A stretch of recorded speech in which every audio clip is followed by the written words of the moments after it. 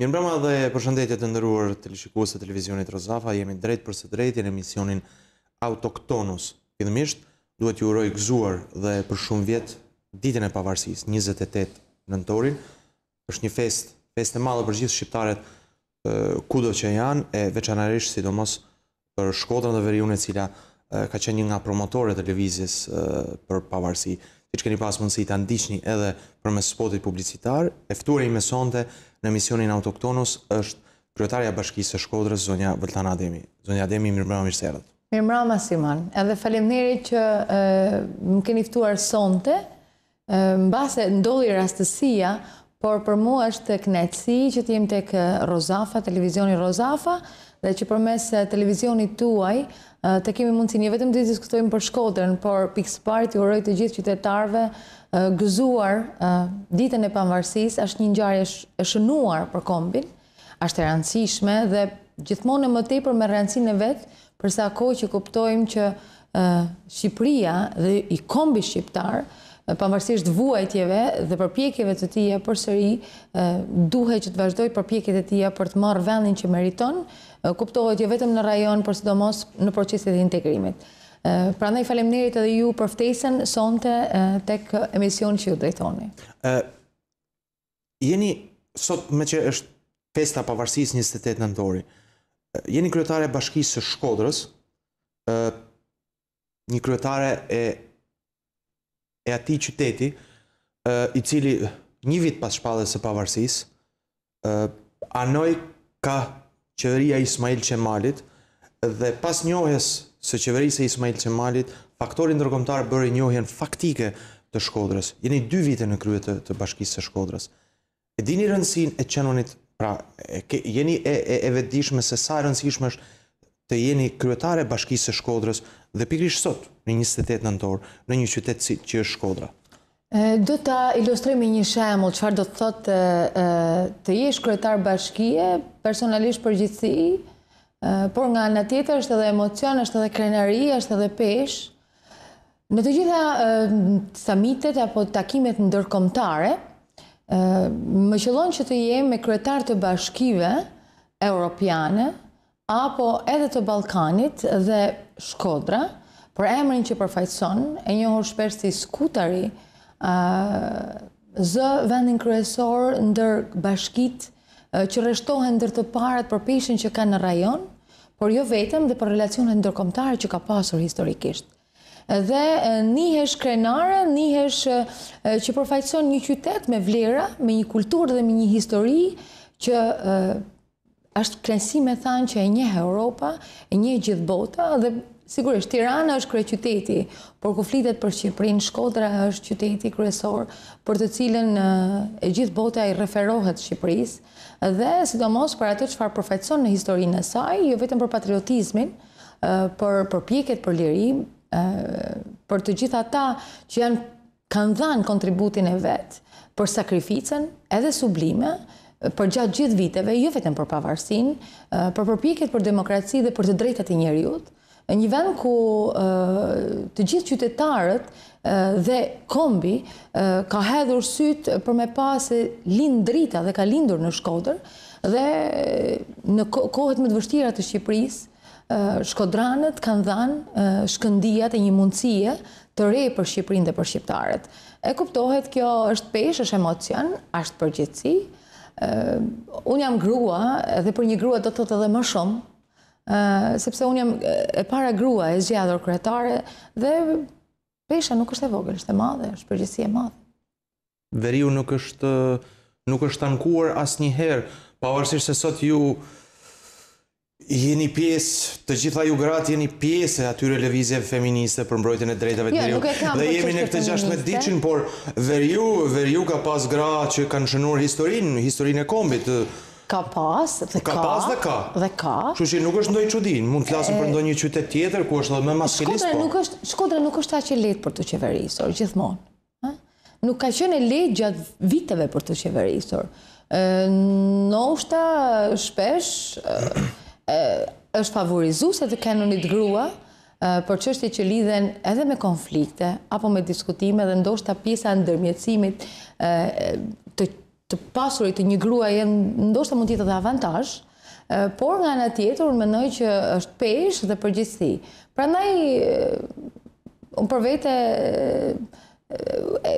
më tepër se seriozitet, më shumë përgjegjësi dhe detyrim për të shërbyer dhe për të kenë në drejtim.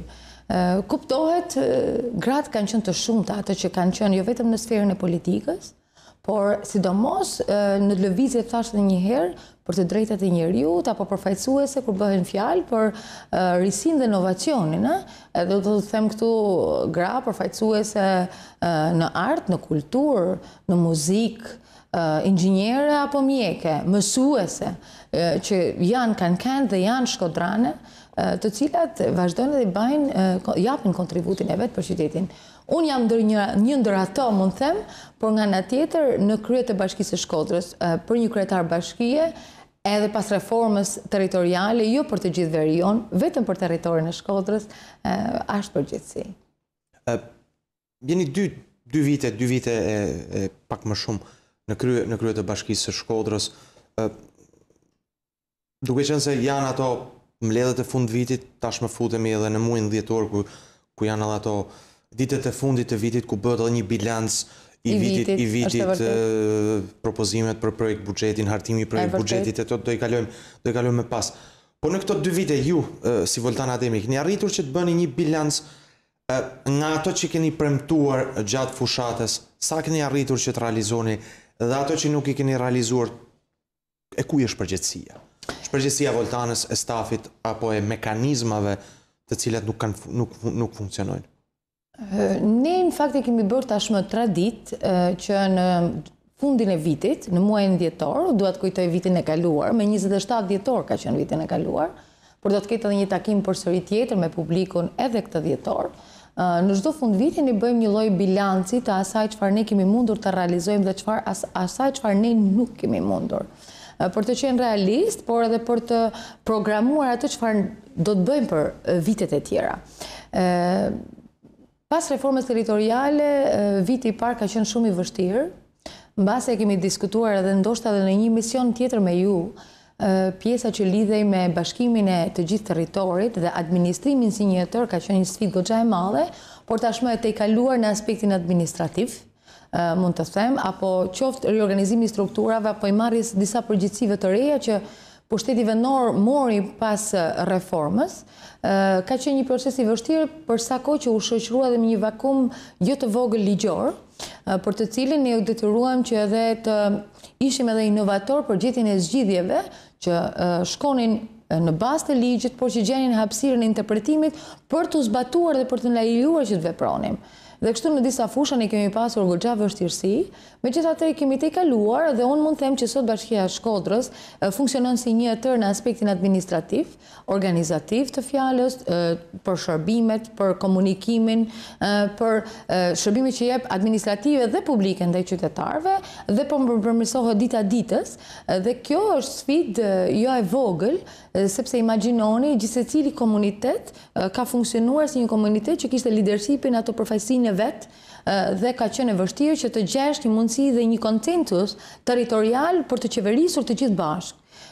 Ne vazhdojmë të përmirësojmë procesin, kuptohet ajo çfarë kemi mundur të realizojmë është që të përdorim edhe ca metoda inovative, se është e pamundur që ti shërbesh qoftë edhe për një dokument të thjesht, çdo kujt që ka një nevojë në territorin e Shkodrës në kohë dhe pa vonesa. Dhe kjo ka qenë sfida e vitit të parë, nëse mund ta them. Gjatë vitit të parë ne realizuam edhe disa nga projektet që ishin në vazhdimsi, por që i përmbyllëm dhe alokuam për herë të parë në vitin 2016 rreth 26% të ardhurave tona për investime. Unë duhet kujtoj që qeverisja lokale në Shkodër, përfshi të gjitha ish-komunat, jo vetëm Bashkinë Qendër, arrinte të administronte maksimumi deri në 10% të ardhurave të veta për investime. Ne kemi bërë të mundur që të ullim shpenzimet operative, në pa mundësi për të pasur investime nga qeveria, kemi shikuar këtë mundësi që të investojmë me parat tona. Pra me parat e qytetarëve, me parat që ju gjithsecili prej nesh investon apo kontribon për pushtetin lokal në mënyrë që të bëjmë të mundur realizimin e disa projekteve që mbi të gjitha janë diskutuar me qytetarët. Këtë po e përmirësojmë në aspektin e diskutimit dhe konsultimit publik, edhe kjo ka qenë një mënyrë pune ndryshe me komunitetin e Bashkisë së Shkodrës. Kuptohet pa tentuar të zgjidhim çdo problematikë, është e pamundur, por nga ana tjetër që të mund të ballafaqojmë cilat janë mundësitë, cilat janë kontributet dhe çfarë është prioritare për të realizuar. Kjo ka qenë mënyra dhe procesi i punës, që ka qenë një ndër përmendimet e mia të para elektorale, për të diskutuar dhe për ta vendosur të gjithë bashkë. Ne kemi bërë shumë përpjekje për të luftuar korrupsionin. Unë i mshoj shumë kësaj çështje, se mendoj që është një ndër aspekte që ndihmon shumë në diskutimin publik, në kritikën publike. Ka pas korrupsion? Ka korrupsion? Ka pasur korrupsion. Ka sot? Unë mendoj që raste nuk kemi pasur të deklarimit, të paktën të denoncimit, por unë ditë them që po të pyesni të gjitha firmat, kontraktorët tanë, apo qytetarët tanë, në sajtë të sistemi që ne kemi ngritur, ne arrim të japim brenda ligjit përgjigjen e kohë, pra 10 ditë, 15 ditë, 5 ditë, 7 ditë, sipas asaj që ligji përcakton pa vonesa, ka një sistem kontrolli që e përcakton këtë. Nuk është kryetari i bashkisë që ka vendosur, por është sistemi i menaxhimit që ne kemi vendosur që nuk lejon asnjë nga nëpunësit tanë që të përgjigjet jashtë atyre fative ligjore. Dhe kjo është lehtësisht e kontrollueshme edhe përmes aplikimeve që ne kemi realizuar për çdo qytetar që kërkon që të marrë vesh ku e ka përgjigjen e vet, apo aplikimin dhe përgjigjen për aplikimin e vet, dhe nga ana tjetër një proces të transparent kur bëhet fjalë për shpenzimet publike, qoftë alokimin e fondeve publike dhe shpenzimet publike. Është një proces, ne po vazhdojmë, është minimizuar goxha. Unë po them, unë dua të kujtoj për shembull, nëse kujtoni mbledhjet e para, kanë qenë për ndihmën ekonomike, e kujtoni. Ka pasur diskutime goxha të mëdha në Këshillin Bashkiak për çështjet e shpërndarjes së ndihmës ekonomike. Çfarë bëjmë ne thjesht? Ne nuk ndajmë paramën në dorë. Ndaheshin parat në dorë për ndihmën ekonomike. Tani që në vitin e parë janë futur përmes një sistemi që kalon përmes llogarive bankare apo përmes postës. Pra një sistem i cili kursesi nuk lejon që edhe për ndihma ekonomike ka vite që aplikohet përmes postës. Jo, ne nuk e kemi gjetur ashtu. Ka pasur disa njësi vendore që e paguanin. Ka pasur disa komune që nuk e realizonin ashtu dhe ka qenë goxha. Komuna Shalë, s'ka banka. Është posta. Është posta. Dhe përmes postës ne kemi bërë të mundur që të gjitha të kanalizojnë aty. Ka qenë një sistem i deklaruar korruptiv, për të cilin janë shprehur edhe kontrolli i lartë i shtetit, apo kontrollet që kanë ardhur nga shërbimi social. Nga shërbimi social i qeverisë në pushtet. Dhe bëhet fjalë për kontrolle të imtësishme të proceseve të punës. Nga ana tjetër, pra procesi i transparencës, ne vazhdojmë të mbështesim shumë, sepse mendojmë që ne ndoshta s'mund të realizojmë të gjitha problematikat e të gjithë qytetarëve, por ne kemi detyrën, detyrimin që për çdo gjë që ne realizojmë ta bëjmë atë me dije dhe të japim mundësinë të tjerëve të shprehen. Dhe mendoj që ky ka qenë një ndërrisi që ne kemi sjellë, jemi premiuar për këtë në nivel jo vetëm rajonal, kombëtar edhe ndërkombëtar. Dhe mendoj që Bashkia e Shkodër mund të quhet një ndër bashkitë pararoj kur bën fjalë për çështjet që lidhen me transparencën. Nga ana tjetër, jemi përpjekur që të alokojmë më shumë fonde për disa funksione të reja. Unë dua të kujtoj këtu, meqense bujqësia, për shembull, ka qenë një ndër funksionet e reja që ne morëm. Një situatë katastrofike kur bëhej fjalë për problematikën e tokave, të punës me tokën, apo të mundësive për ta mbjellë tokën nga fermerët, ne kemi gjetur një situatë goxha të vështirë kur bëhej fjalë për punimet në kanalet e dyta dhe të treta. Kemi punuar shumë në këtë drejtim. Nuk kemi pasur fonde, por jemi përpjekur që ta allokojmë jetët tona. Dhe kemi punuar goxha, dhe sidomos në vitin e dytë, po them, në vitin 2017, ne kemi ecur edhe më shumë, dhe kjo ka pasur goxha impakt direkt edhe në ekonominë. Ne kemi arritur të mundsojmë shërbimin në territore, përkullimin edhe vaditjen, ku nuk ekzistonte mundësia që të mbilleshin, dhe po flasim këtu, por jo vetëm për Nën Shkodrën, por edhe pjesët që rrethohen me qytetin e Shkodrës, dhe këtu kemi mëshuar goxha dhe ka qenë përsëri risia tjetër, nuk e kemi bërë vetëm. E kemi bërë, na kanë ndihmuar shumë njerëzit, dhe këtë përsëri do ta përmirësojmë tutje, pasi në sajtë planin të veprimit që miratojmë tashmë në Këshill, ne parashikojmë që të rrisim bashkëpunimin me banorët në mënyrë që lënda parë të mund të jepet nga Bashkia e Shkodër, ne të punojmë bashkë me ata dhe ata të rrisin mundësinë për të prodhuar. Një ndër çështjet tjera që ne jemi munduar është pjesa që lidhet me administrimin financiar dhe menaxhimin financiar. Bashkia e Shkodër ka pasur disa kontrolle kur bëhej fjalë për aspektin e menaxhimit dhe administrimit. Dhe në këtë kontekst, unë du të them që pavarësisht problematikave që ne kemi hasur, performanca, kur bëhej fjalë për menaxhimin është e mirë, është shumë e mirë, dhe ka indikatorë të performancës goxha të mirë të Bashkisë Shkodër kur fjalë për përdorimin me eficiencë të parave. Për shembull, për të dhënë një shqip, për të dhënë një indikator, mbase për të gjithë qytetarët që na njikin, në Shkodër kushton më pak po të krahasosh 1 metër katror asfalt krahasimisht në të gjitha bashkitë e tjera. Kjo do të thotë që ajo realizohet mirë në standardin që kërkohet, dhe por shumë me pak kosto krahasimisht me bashkitë e tjera. Kjo lidhet me faktin që ne bëjmë një konkurrim të pastër kur bëjmë fjalë për tenderimet apo mënyrën e konkurrimit që ne ofrojmë për të gjithë kontraktorët. Kuptohet, me këtë përpiqemi që të ulem edhe shpenzimet operative, ne na duhet të investojmë më shumë. Dhe fatkeqësisht në këto 2 vite ne nuk kemi pasur financime kur vjen puna nga fonde qeveritare. Jo fonde qeveritare që janë qeveritare, por fonde që janë për pushtetin lokal, të destinuara për pushtetin lokal, por që fatkeqësisht vendosen në nivelin kombëtar. Pavarësisht të ngritjes së zërit disa herë, shpesh më zhdukur vetja sikur po përsërisej një refren, por jam përpjekur pastaj të jap shifra, se është e pamundur që Bashkia e Shkodër të jap një vlerë. Bashkia e Shkodër në vitin 2017 ka përfituar 50 milion të vjetra investim nga Fondi i Zhvillimit të Rajoneve, krahasimisht me bashki të tjera që janë të ngjashme me Bashkinë Shkodër, mund të them Bashkia e Korçës, Bashkia e Elbasanit, Bashkia e Fierit, Bashkia e Vlorës, apo Bashkia e Durrësit, ndoshta diçka më e madhe, Bashkia e Fierit, të cilët shkojnë në shifra 10 deri në 12 milion.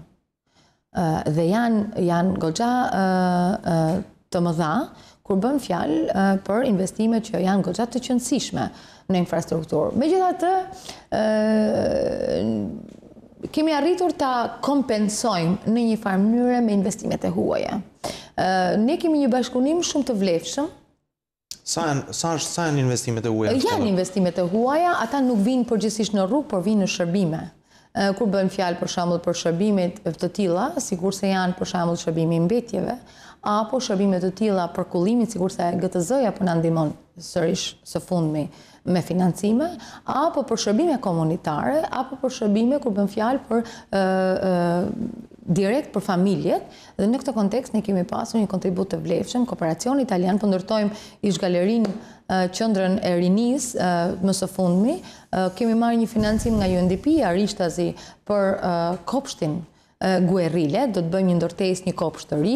Përveç asaj që ne kemi realizuar edhe ato me donator tek shkolla di Durham, nëse e kujtoni, në vitin e parë, pra në vitin 2016, tani po bëjmë një kopsht tjetër.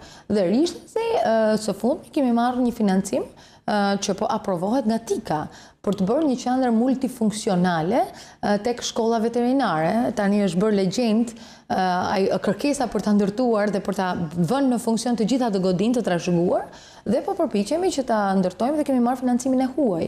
Kuptohet, aty ne presupozojmë që të bëjnë një qendër të vërtet administrative në kuptimin e shërbimeve komunitare. Ka pas akuza nga këshilltarët në mbledhjet e Këshillit se disa projekte, duke qenë se nga mbledhje kemi pas firmosi bashkëpunimesh, miratim fondësh, kryesisht tek shërbimet sociale, ku nga disa këshilltarë ka pasur akuza ndaj bashkisë se po bëhen investime, ti quaj investime, me goditje të përqendruara në një sektor, siç është sektori i shërbimeve. Nëse flasim për qendrën komunitare, nëse flasim për shkollën e Dit Durham, nëse flasim për hapjen e 5 qendrave komunitare në rajonin e Shkodrës, për mua janë shërbime të mira që ofrohen qytetarëve, por nëse ne flasim për shkollën e Dit Durham, ku kemi qenë bashkë kur është inauguruar, problemi është që fëmijët ngrohen në gjitha shkollat e Shkodrës me gaz, që është vdekje e prurës. Do t'ju korrektoj, jo në të gjitha shkollat, kjo nuk është e vërtetë. Ne kemi rritur numrin e shkollave për herë të parë. Bashkia e Shkodër ka, domethënë, pas 27 vitesh, ndoshta 20 vitesh, nuk po them 7, 20 vitesh, ne arrim të ndërtojmë 2 kopshte të reja.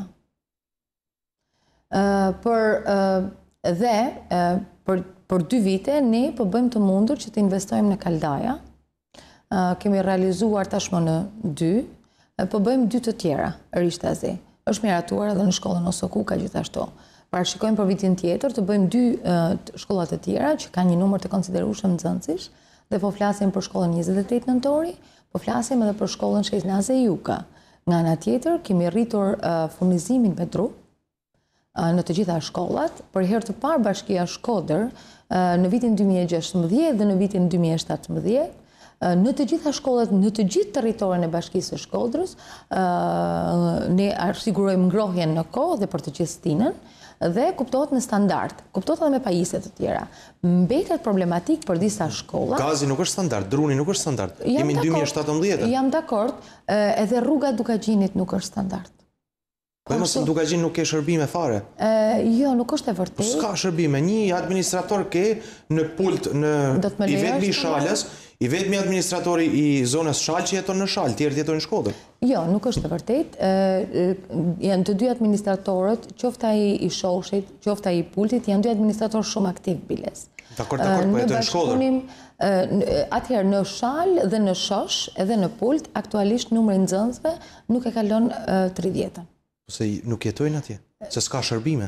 Nuk jetojnë atje sepse për sa kohë që atje ashtu ka ekzistuar, ashtu kur e kemi gjetur. Ajo që kemi bërë në vitin e parë, për të kthyer përsëri, ne gjetëm një shkollë jo funksionale në Theth. Dhe kemi bërë edhe këtë me donacion. Është investimi i Vodafonit. E kemi kërkuar ne dhe ne e kemi aplikuar dhe ne kemi bërë marrëveshje me Vodafonin në kuadër edhe të këtyre marrëveshjeve që ju po thoni, sepse ne kemi trokitur në çdo derë për të pasur financime, për të realizuar financimin. Dhe fakti ka dashur që ne kemi realizuar, pra ne kemi një shkollë në standard, shumë të mirë, janë rreth 20 fëmijë që janë atje organizuar. Vodafoni ka premtuar edhe në shosh që bëjë një shkollë. Dhe po punojmë tani, po punojmë edhe në pult. Janë premtimet që janë dhënë zonjës Liliana Luani. Cila ka punuar fort me Vodafonin për këtë punë. Jo, ne kemi bashkëpunuar. Dakor, projektin do bëj bashkia. Mësuesja është një mësuese shumë e dalluar. Ne bashkëpunojmë me mësuesen që u përmendet, por me Vodafonin ne kemi kërkuar jo vetëm këtë, por do të vazhdojmë, i kemi pasur edhe në konferencën e fundit të donatorëve, Vodafoni ka qenë i pranishëm nëse kujtoni. Pra ka qenë një ndër donatorët e ftuar për të dëgjuar, për të marrë pjesë, për të investuar, qoftë edhe ndoshta në një qendër shëndetësore që ne e kërkojmë. Për shembull, sepse numri i qendrave shëndetësore që ne duam të konstruktojmë është përtej të mundshmes. Prandaj ne kemi apo për Islamic Relief, do t'ju kujtoj, ne kemi në Domën kemi bërë një qendër shëndetësore shumë të mirë. Pra ne kemi mundur që jo vetëm me fondet tona, por sidomos me fondet e donatorëve që na kanë besuar dhe kjo është shumë e rëndësishme. Është konstruktuar shkolla në Domën me që përmendni Domën? Kemi përmirësuar goxha kushtet në Domën, kemi përmirësuar goxha kushtet në Drisht, kemi përmirësuar goxha kushtet në Urën e Shtrajt. Tani po punohet në mes. Do me thënë, ideja është e tillë që në të gjitha, apo në Prekal, unë ju kujtoj që vitin e parë, shkolla Prekalit ishte pa në fëmijët shkonin me çadër në shkollë. Dhe ka qenë investimi i parë që ne kemi realizuar në emergjencë. Dhe në këtë kontekst, unë do të them që ne kemi investuar aty ku ka qenë më emergjente. Emergjente do të thotë emergjente që ishte vije duart në kokë kur bëj fjalë për siguri dhe për mësimdhënie dhe mundësi për mësimdhënie. Kuptohet tani po rrisim standardin. Që do të thotë, po përmirësojmë dukshëm standardin dhe mendoj që në këtë kontekst do duhet të vazhdojmë. Një problem tjetër që ne po adresojmë, meqense u hap çështja e shkollave, dhe për këtë kemi kërkuar drejtorisë së arsimit bashkëpunimin, është që ne nuk mund të kemi anekse apo shkolla ku mësojnë 4 nxënës. Bashkia Shkodër do të ishte e gatshme që më shumë të investonte në transportin, për shembull. Në Domën shkojnë mësuesit në kamp. Dhe të mbylleshin, dhe të mbylleshin ato shkolla që kanë 4-5 nxënës. Pse çfarë ndodh, Simon? Ne kemi shkolla për shembull klasat e përbashkëta. Kemi fëmijë dhe ka kërkesë të prindërve për mos pasur edhe në Dajç për shembull. Një ndër kërkesat që kemi pasur në dëgjesën publike në Dajç Ka qenë që ne çojmë fëmijët në shkollë, ndërkohë që ne mund të bëjmë atje 2 shkolla të mira. Nuk ka nevojë që të ketë në çdo katun një shkollë. Përkundrazi, ne më mirë organizojmë shërbime, por kjo nuk bëhet vetëm me Bashkinë Shkodër. Kuptohet, në vitin 2017 ne parashikojmë që të bëjmë një studim universitim të Mirëfillt dhe kuptohet, kërkojmë angazhimin e drejtorisë arsimore. Mbasi kjo do të thotë ulje të numrit të mësuesve, por është më mirë që t'i përqendrojmë aty ku ne mund ta japim shërbimin, aty ku ka ambiente më të sigurta për punë, për mësim, dhe nga ana tjetër, pra i përmirësojmë shumë më shpejt standardin dhe i sigurojmë nxënësve mësimin e duhur. Imagjinoni, ne kemi akoma shkolla në territorin e Bashkisë së Shkodrës ku qëndrojnë bashkë nxënës i klasë parë me një të klasës së tretë me një të klasës 9. Gjë që është e pafalshme dhe në këtë kontekst duhet që ta shohim. Si do realizoni ju këtë me që përmendet Domnin?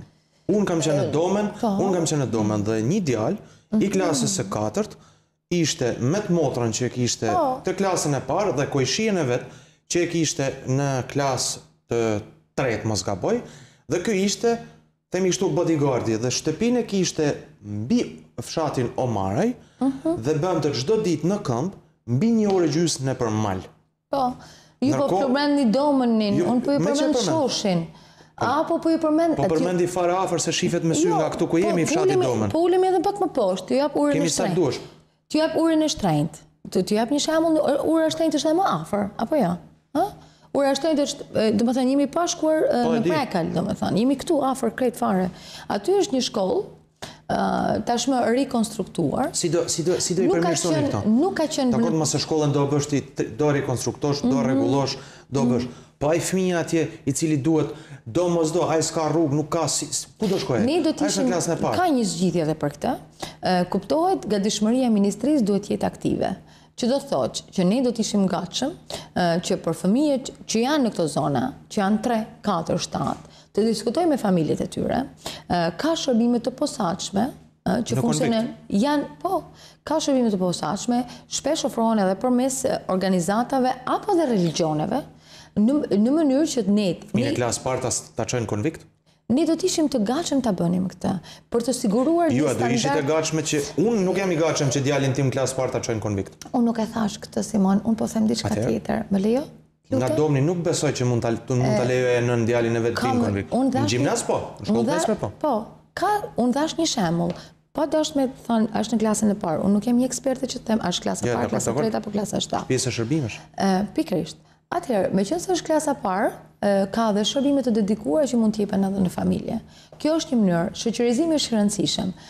Në zona të tilla malore, ka shembuj europian sa të duash, komunitare, të cilat mund të bëjnë të mundur organizimin në ditë të caktuara, hënë të premte që të organizohet mësimi në ato shkolla dhe thash edhe një herë, mund të jenë konflikte, mund të jenë përmes asistencës që japin organizatat qeveritare, ku familja ka besim, shpesh familje pritse për të cilat familja ka besim, dhe Bashkia e Shkodrës do të ishte e gatshme që të investonte, qoftë edhe për mbajtjen, edhe për transportin, edhe për pajisjen, por e rëndësishme është që ai fëmijë të marrë edukimin ashtu sikur se duhet.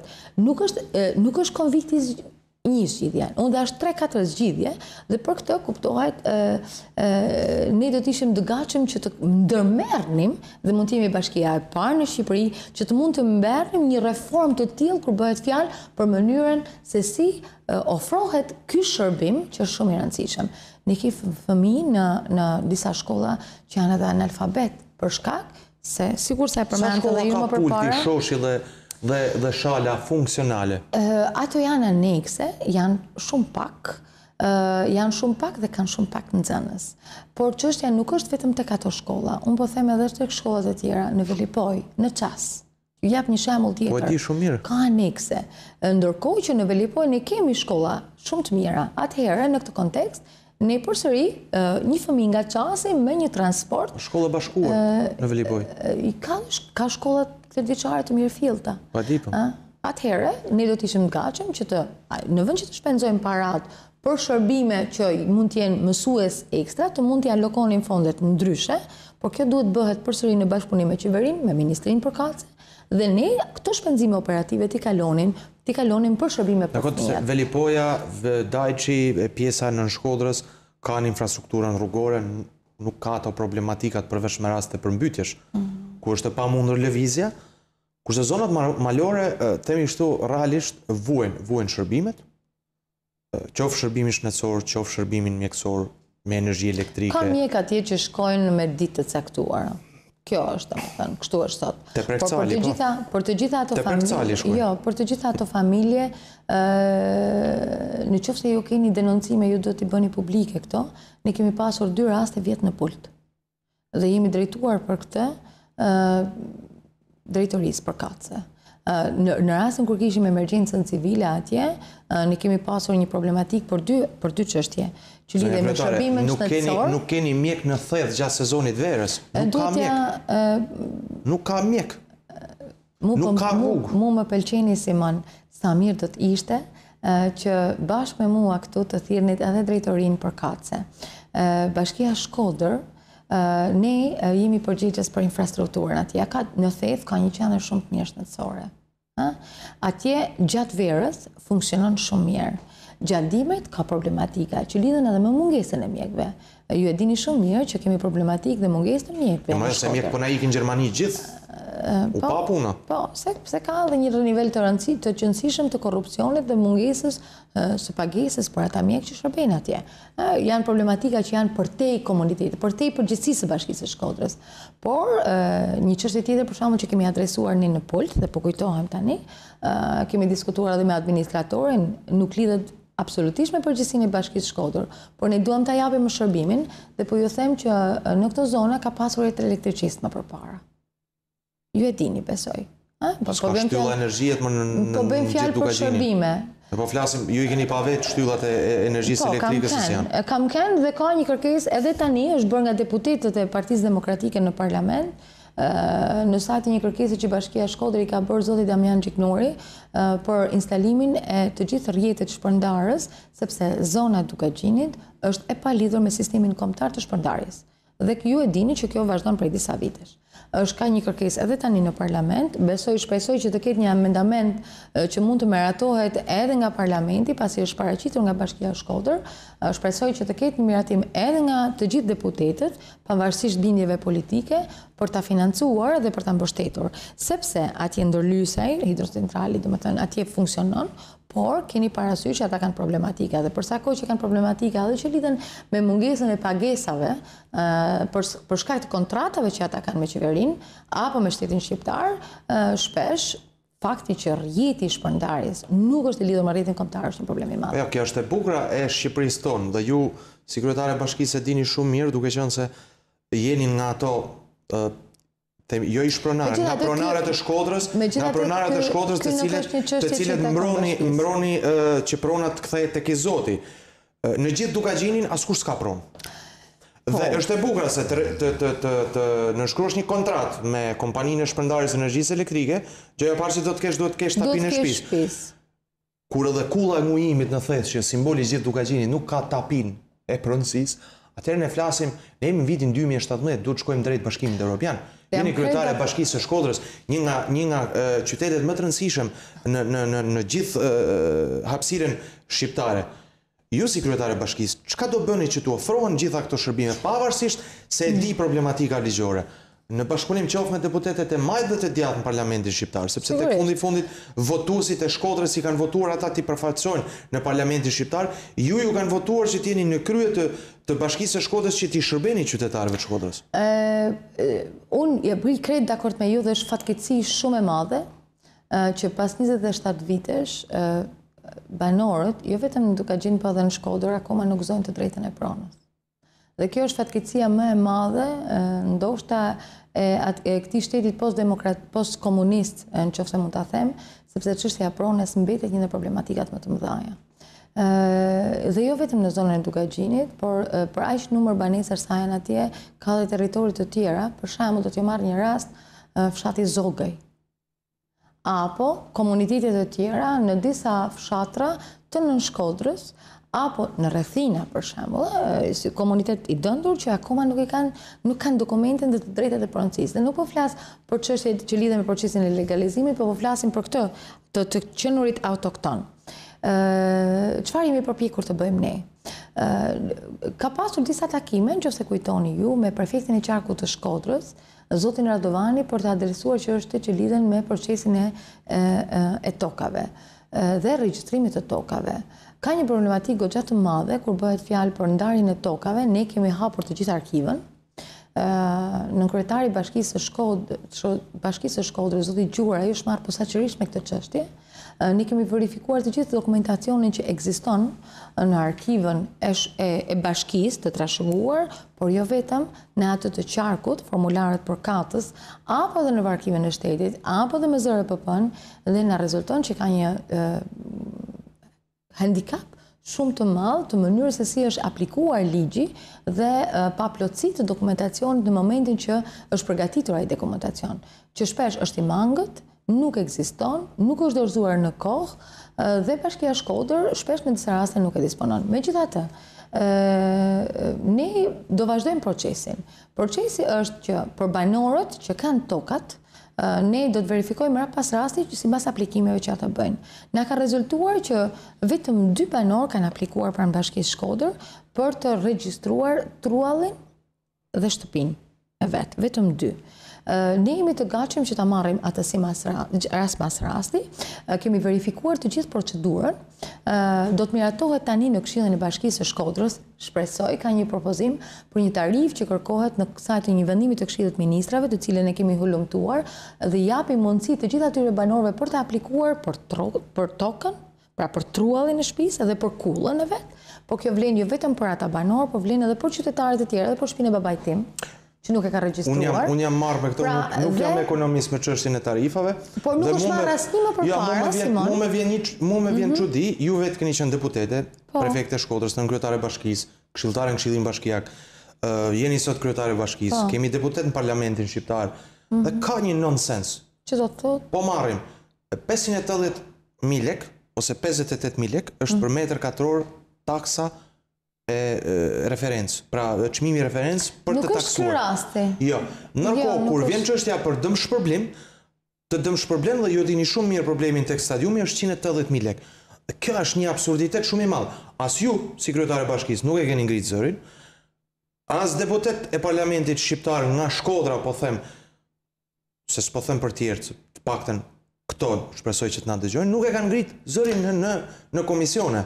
Ndërkohë që i vetmja iniciativë që ka qenë iniciativa e zotit Engjëll Çeka me disa pronar shtëpish monument kulture, të cilët kanë bërë një kërkesë konkrete që këto shtëpi monument kulture të hiqen nga taksimi për shkak sepse ata i mirëmarrin vetë, nuk i ndihmon shteti, dhe kjo u miratuar dje në komision.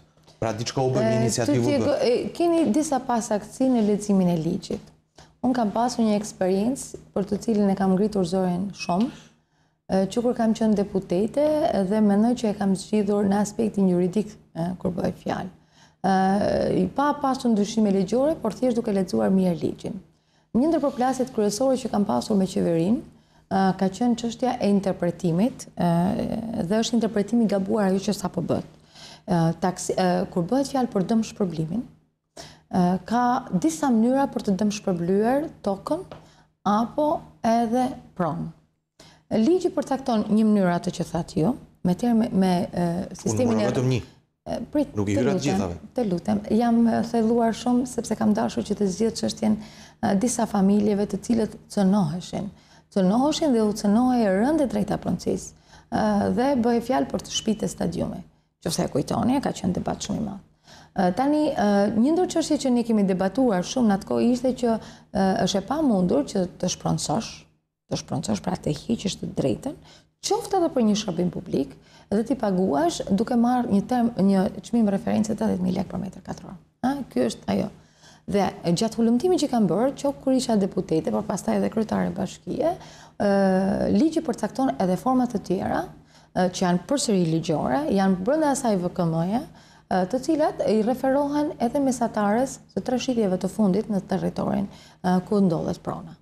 Dhe fakti ka dashur që ne kemi ecur me procedurat e vlerësimit për të ditur se ku janë banorët në rastin kur për një arsye apo për një tjetër madhore, kuptohet, për shërbime të shtetit, për publikun, kërkohet që të shproncohen. Dhe fakti unë kam demonstruar, dhe për këtë mund të sjellë dokumenta nëse ju jeni interesuar, që nga 80.000 lekë metër katror, pra çmimi i referencës për banesën atyre njerëzve i ka shkuar në sajt të këtij vlerësimi që është bërë në bazë të çmimeve të referencës të shitjeve të fundit të regjistruar në zyrën e regjistrimit pasurive në Shkodër në 700.000 lekë të vjetra për metër katror. Pra, interpretimi që ne i bëm ligjit shpesh është i gabuar dhe ne duhet të thellohemi që të gjithë kur aplikojmë një ligj dhe kur e zbatojmë atë. Nuk është Këshilli i Ministrave ai që përcakton çmimin. Jo. Janë ekspertët të cilët është një lloj siç të marrësh një kredi në bankë që të sjell një ekspert të vlerësimit. Jo, nuk është ky rast. Jemi në ekonomi tregut sot. Jo, nuk është ky rast, unë po i referoj. Janë ekspertët. Po flasim për çështjen e pronave. Megjithatë, ajo që jo, i gabim, të shpjegoj pak. Nuk po flasim për vlerësim. Ke marrë kredi ndonjëherë? Nuk po flasim. Nëse ke marrë kredi, ka ardhur ekspertit, ka vlerësuar. Jo, nuk është rasti se kanë frikë se ngatrojnë njerëzit edhe bëjmë gabim. Jo, unë po flas mënyrën se si funksionon sot. Nuk është ky rasti kur bëhet fjalë për vlerësim për shpronësim. Rasti për vlerësim për shpronësim, për një të mirë publike, thashë një herë, ideja kur i referohemi tre çmimeve janë tre çmime të regjistruar shitje. Unë ta kam shitur ty me këtë çmim të deklaruar, të regjistruar në kontratë. Dhe fakti e ka dashur që ne kemi verifikuar në hipotekën sot, që në atë zonë nuk është shitur 80.000 lekë metër katror. Pra nuk lidhet me vlerësimin, edhe kjo është një mënyrë tjetër. Kjo është një tjetër. Por fakti që janë shitur prona me një, pra fiks ne i kemi dhënë vlerën e tregut. Dhe kjo ka qenë ajo kërkesa që ne kemi bërë kryeministrit. Pra ne do të japim vlerën e tregut. Vlerën e tregut të faktuar, jo për shkak të marrjes së një kredi apo vlerësimi relativ të një eksperti, por të faktuar përmes një shitje, disa shitjeve të fundit në 0PP. Dhe kur bëjmë fjala, hym në këtë diskutim shumë teknik, ideja është e tillë që iniciativat ligjore, në momentin që kanë handicap, sigurisht kanë problematikën dhe duhen të mbulohen, por ekzistojnë, ato duhet të mbrohen me fuqi dhe këtë shteti duhet ta bëjë. Buxheti vitit të... Ne jemi të kujdesshëm gjithmonë kur veprojmë në raste të tilla, sepse bashkia, institucioni vendor, gjithmonë është hallka ndërmjetëse dhe në këtë kontekst ne kemi qenë shumë të kujdesshëm. Jam dakord, ju jeni për të mbrojtur interesat e banorëve të qytetit Shkodrës. Absolutisht, dhe e kam bërë me vetë dije të plot pavarësisht kostove politike. Shpesh kosto politike. Që në fakt nuk është e drejtë, por ne jemi në Shqipëri dhe kështu ka ndodhur. Ne jemi koshent që të gjithë. Megjithatë, e dini çfarë tha kryeministra atë ditë kur po debatonim, tha zero fonde për Shkodrën. Në fakt nuk e besoja, t'ju them të drejtën, dhe vazhdoj akoma të mos e besoj. Se si ka mundësi që për një arsye dhe interpretim krejtësisht teknik, është tërësisht teknik, të penalizohemi që të gjithë ne. Sigurisht duke mbrojtur të drejtën qytetarëve. Dhe keni parasysh disa raste të shpronëzimeve që kanë ndodhur në Vlorë, në Fier, në mes të qendër, apo në Korçë, janë absurde, apo në Tiranë. Ka pasur një diskutim për shembull tani për unazën e qytetit, për familjet e tjera që do shpronësohen. Për shkak do shpronësohen. Ato do zhvendosen një herë, nuk e di se kur do shpronësojnë. Unë mendoj që kurse si pushteti, qoftë ai qendror apo lokal, nuk do të veproj në dëm të interesit, qoftë edhe të një familje, qoftë edhe të një individi, kur e ka mundësinë ligjore për të vepruar ashtu sikurse duhet. Kur s'ka nevojë për interpretim të madh ligjor. Dakor, ne me që kaluam tek marrëdhënia me qeverinë, shihet që keni një marrëdhënie të acaruar me kryeministrin Rama. Unë kam marrëdhënie institucionale me të gjithë qeverinë edhe me të gjithë ministrët. Edhe institucionale e keni të acaruar? Jo, unë jam... Përderisa ju thoni që s'keni asnjë projekt nuk është mbështetur? Jo, nuk është... Ky është diskutimi mase politik që mund të bëjmë, por ju jeni dëshmitar, unë personalisht, por edhe stafi jonë, nuk mungon kurrë, ne nuk mungojmë asnjëherë në diskutime, në nivel kombëtar, në nivel qeveritar. Kemi qenë iniciator të disa përmirësimeve ligjore. Do t'ju jap 2-3 raste. Në rastin ku miratua ligji për qeverisjen vendore, Bashkia Shkodër ka përgatitur një relacion rreth 17 faqe. Kemi konsultuar bilen e tryezat që kemi organizuar edhe rajonale në Shkodër me disa përmirësime ligjore. Kujtoj Bashkim Finon na përmendi emrin në parlament dhe tha rreth 70% që nuk është e vërtetë 70%, më pak, të rekomandimeve që na erdhën nga Bashkia Shkodër dhe Shoqata e Bashkive të Shqipërisë janë marrë në konsiderat. Nuk janë marrë të gjitha në konsiderat. Apo rasti, janë marrë disa, apo rasti ligjit për financat vendore. Ne kemi qenë bashkëpunues, biles kemi studiuar shumë dhe kemi dhënë një kontribut të vlefshëm kur bëhet fjalë për ligjin për financat vendore.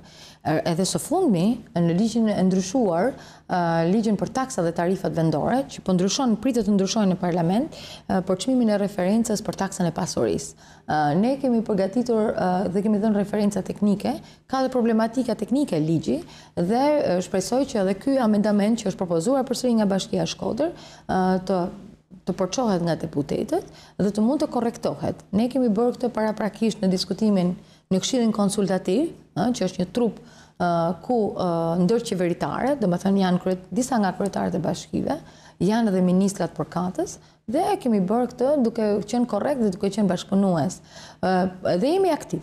T'ju them të drejtën, jemi shumë aktiv, kuptohet për këtë ne shpenzojmë ekspertizë, jo vetëm tonën, por edhe të bashkëpunëtorëve tanë që punojnë me ne, qofshin ato të organizatave ndërkombëtare, Kooperacioni Zviceran, USAID, GTZ-ja gjithashtu, apo Kooperacioni Suedez, SIDA, me të cilët ne kemi bashkëpunuar në tema teknik për të referuar dhe për të dhënë kontributin ton ligjor.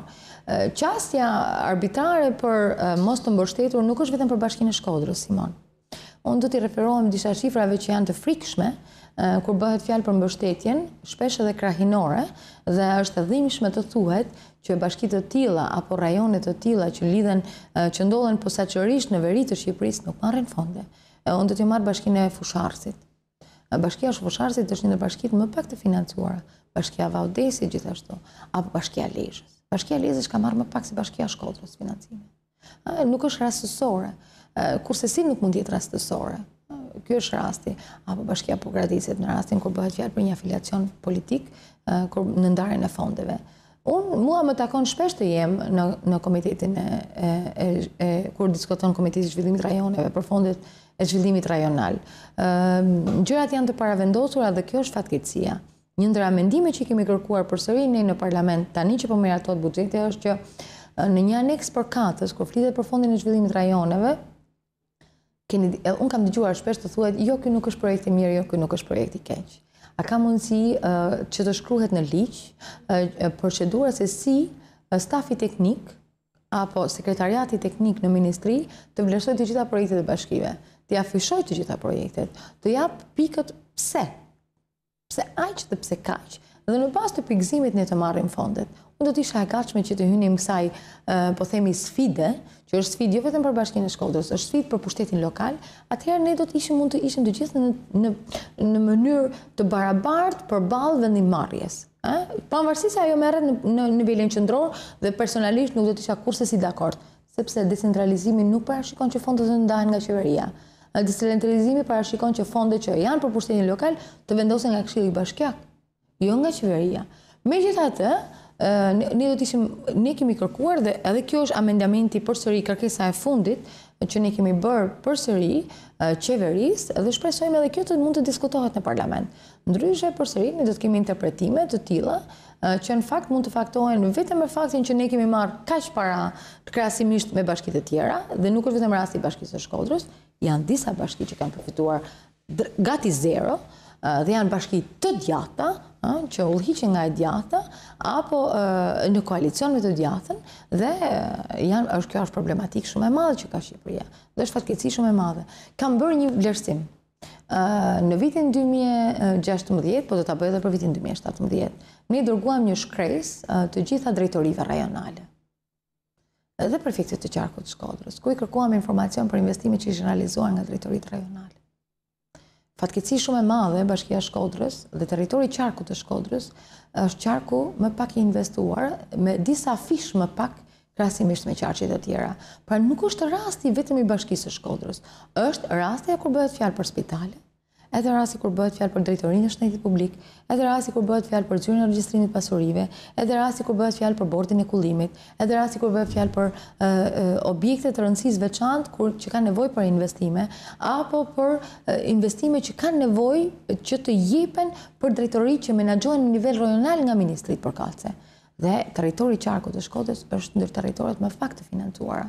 Pra ka një mungesë vëmendje dhe kjo është fatkeqësi dhe është dhe pastaj normale në mënyrë po themi, për induksion, të shkon mendja cila është arsyeja dhe cila qëndron, çfarë qëndron mbrapa. Shumë dakord. Bashkia e Shkodrës ka një territor mjaft të madh. Po. Ka rreth 60.000 familje, mos gaboj, ja? Ne kemi 202.000 banor të regjistruar. Nuk janë aq familje, janë 35.000. Janë 35.000 familje. Një pjesë e mirë janë në emigracion, e tjerë. Temi kështu. Është Velipoja, është Liçeni, është zona malore, që janë resurse. Nga sa rezulton në realizimin e të ardhurave, por edhe nga diskutimet që bëhen në Këshillin Bashkiak, ka mungesë të realizimit të ardhurave me planifikimin. Keni një shifër për këtë? E dini situatën tani? Atëherë, unë e di që Bashkia e Shkodrës, jo vetëm Bashkia e Shkodrës, por një pjesë e mirë e gjitha bashkive në gjithë Republikën, nuk ka një inventar të saktë të pronave për shkak të problemeve ligjore. Bëj një pyetjen edhe t'ju shpjegoj. Pse e them këtë? Në problemin kur vishin subvencionet nga qeveria, qarku i Shkodrës, subvencionet në bujqësi nga qeveria, për fermerët, qarku i Shkodrës, ishte më i penalizuar sepse fermerët nuk ishin tapi.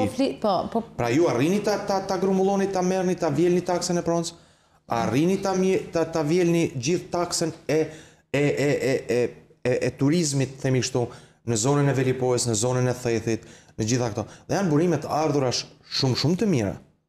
Pa fol pastaj për të ardhura tjera që mund vinë, qoftë nga bujqësia, qoftë nga efektet tjera. Ne kemi bërë në vitin e parë, me qenë se më pyetet për 2 vitet, ne sistemin e taksave dhe të regjistrimit të familjeve, dhe po flas për gjithë bashkinë. Unë ku flas për bashkinë, flas për të gjithë territorin e Bashkisë së Shkodrës.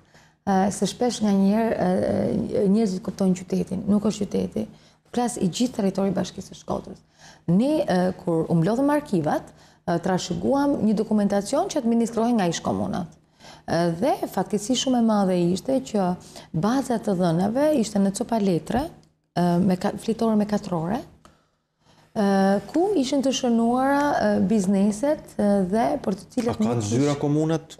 Kanë pasur zyra komunat. Nuk kanë. Për cilat komuna keni fjalën? Në territorin e bashkisë aktuale të Shkodrës, zyrë ka pas komuna Ancmalit, komuna Bërdic, komuna Dajç. Komuna Shale kishte, po ju Dëgj. Po, edhe kjo çfarë lidhet ka? S'kan pas zyra. Po çfarë do thotë? Jo, keni gabim, ka është detyrim ligjor. Është detyrim ligjor për të administruar. Një komunë mos ketë zyrë? Ka pasur detyrimin ligjor ta ketë zyrë dhe për të administruar. Çfarë inventarit keni bërë ju në zonat e Dugaxhinit? Kur keni shkuar që të bëni inventarin e pronave që ka Bashkia Shkodër në ish komuna. Shkolla, objekte shërbimesh janë komunë, zyrë civile e tjerë. Çka keni gjetë? Ne kemi hapur të gjithë arkiven. Çka keni gjetë? Ne kemi hapur të gjithë arkiven. Dhe do t'i kthehem, keni bërë 3 pyetje brenda të njëjtës pyetje. Do më lini të përgjigjem me radhë. Kur bëj fjalë për identifikimin e të gjithë taksave paguesve, ne kemi pasur problematika shumë të mëdha kur bëj fjalë për sistemin e regjistrimit të biznesit, sistemin e regjistrimit të familjeve rezidente në Shkodër, dhe kuptohet një sistem i cili ka lindë shumë për të dëshiruar, sepse fakti që çdo kush mund të fshinte dhe mund të zhdukte informacionin që lidhej me detyrimet, ka qenë permanent dhe këtë fakt e kemi verifikuar në çdo njësi vendore. Sa familje i paguajnë detyrimet? Po flas për të gjitha bizneset, po flas edhe për të gjitha familjet. Ajo që ne kemi bërë, në vitin e parë kemi ndërtuar një sistemin e informatik dhe jemi bashkia parë në Shqipëri që kemi realizuar këtë, ku ne kemi një sistem administrimi informatik të gjitha të dhënat për të gjitha bizneset kudo që janë në Shkodër. Dhe kur flas për të gjithë territorin e Shkodrës. Tani bile po bëjmë edhe georeferimin, domethënë po e lidhim me hartën, vendodhjen. Nga ana tjetër, për gjatë gjithë një vitin e kemi hapur të gjitha arkivat. Që do thotë kemi gjetur Simon Shkreli, ka X biznes e zëm, Edhe kemi hapur të gjithë arkivet për të gjitha mandat arktimet për takse që ka paguar dhe nuk ka paguar kur ka pasur faturë të lëshuar. Të gjitha i kemi regjistruar në sistemin informatik dhe fakti ka treguar që sidomos vitin e fundit ne kemi operuar me të gjitha bizneset sepse në sajt vlerësimit që ne kemi bërë na dalin shumë nga takset që ata nuk kanë paguar. I kemi dhënë mundësinë që ta paguajnë me këste, sigurisht, sepse kuptohet situata që shpesh në të cilat të ndodhen, në bazë një kërkese që ata bëjnë, ne jemi të gatshëm të japim ato mundësinë dhe ja kena dhënë të gjithë atyre mundësinë, shpesh janë edhe biznesa të mëdha, por fakti është që ne kemi shkuar drejt pastrimit të sistemit. Dhe sot kemi një sistem shumë të mirë të informatizuar, është investuar me parat e Bashkisë së Shkodrës, me parat tona dhe kemi përpjekur që ta bëjmë atë të mirë kontrollueshëm dhe të mirë administrueshëm.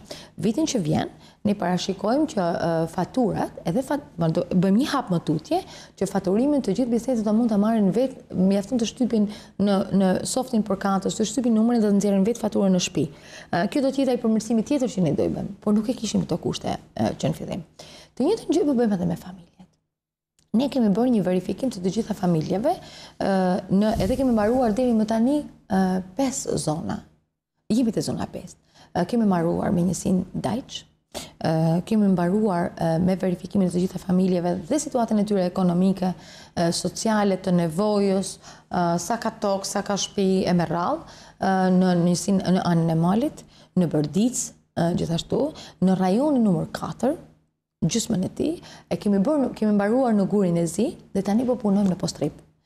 Kuptohet, është një sistem i tërë informatik që ne po ngrem për të verifikuar saktësisht detyrimet dhe për të regjistruar detyrimet.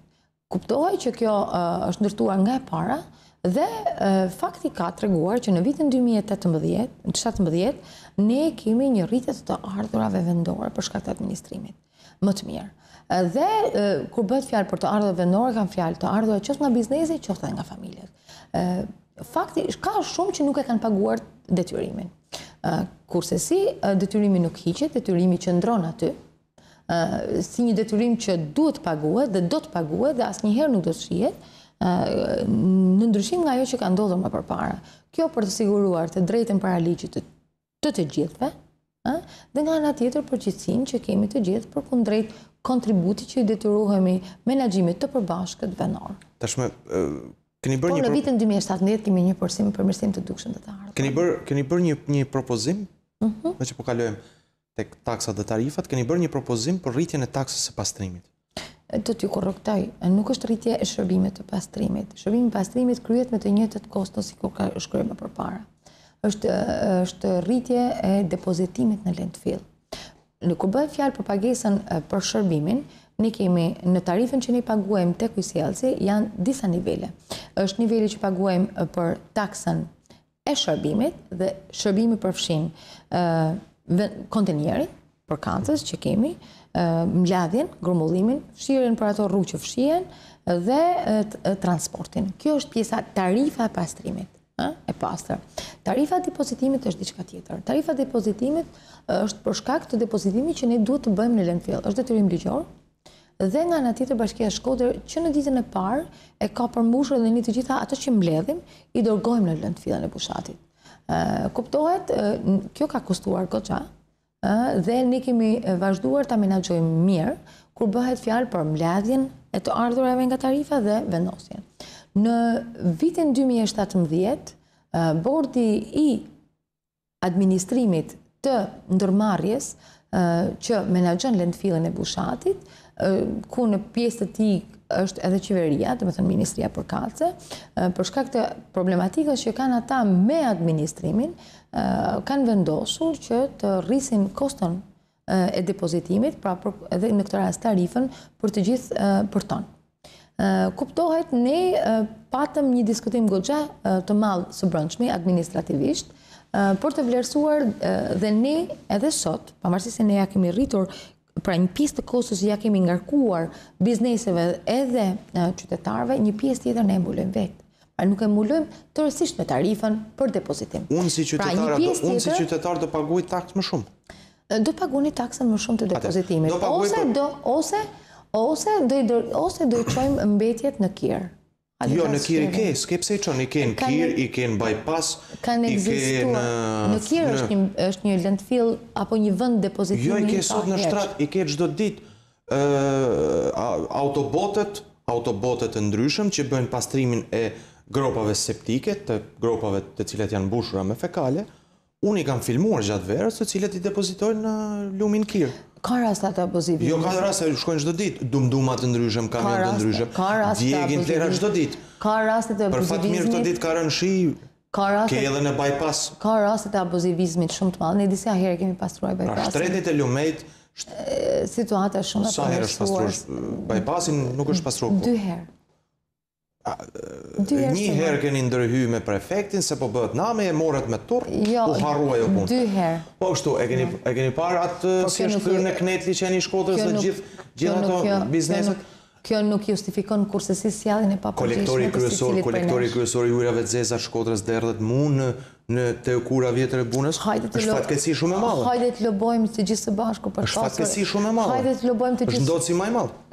Hajde të lobojmë të gjithë së bashku për implantin e ujrave të zeza. Ju po rrisni taksen për depozitimin në landfill, ndërkohë që landfilli është ndërtuar me fondet e Bankës Botërore, mos gaboj, jo me fondet as të Bashkisë së Shkodrës, as të Bashkisë Bushat Vadesi, ta quajmë sot, është gjetur një tokë pronë shtet që ka qenë pronë e Ministrisë së Bujqësisë. Unë jam një ndër ato që kam iniciuar ndërtimin. E dini shumë mirë, dhe as qeveria shqiptare, as Bashkia Shkodër, as qytetarët e Shkodrës, as kurkush, dhe as ato të cilët po administrojnë sot landfillin e Bushatit, nuk kanë derdhur as i lek. Ata përkundrazi ja u marrin qytetarëve sot. E dini kush e ka përgjegjësinë në bazë të ligjit për të administruar landfillet dhe për të investuar në landfill?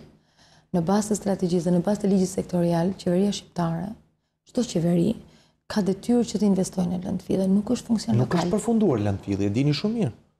Mua po ma thoni? Po pra, nuk është përfunduar. Ka pasur 2 dalje. Dhe landfilli edhe 2 vjet të del jashtë përdorimit. Mua po ma thoni, kam dalur 3 herë për të diskutuar këtë çështje. Nuk kam dëgjuar njëri tjetër, juve sonte, po më përpara s'kam dëgjuar njëri tjetër të flas. Një ndër daljet e mia publike, nëse kujtoni, në fillim fare, kam qenë në Bërdic, nëse kujtoni. Dhe kam thënë, mbase e keni të regjistruar gjëkundi, kam thënë që një ndër problematikat më të mëdha është çështja e landfillit, sepse mungon investimi.